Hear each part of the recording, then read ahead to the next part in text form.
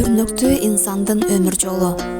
Кусейин Карасаев 1901 жылы 5 январда Ысык көлдүн түп районунда туулган.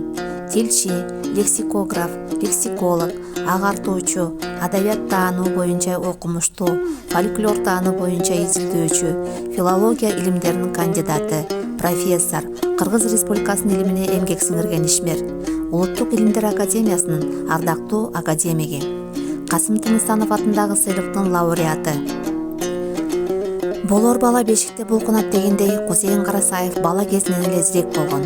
Бир күндө эл менен кошо Кытайга да качкан. Өз өмүр жолунда жокчулукту, ачарчылыкты, көптөгөн кордукту башынан кечирди. Өз башынан өткөндөрдүн баардыгын сыр сандыгына салып, өзүнүн баа жеткис илимий эмгектерин, китептерин кийинки муунга калтырып кетти. Кусейин Карасаев жөнүндө кеңири сөз кыла турган болсок, 10 күнү тынбай айтсак дагы аздык кылат. Биз кыскача гана токтолдук.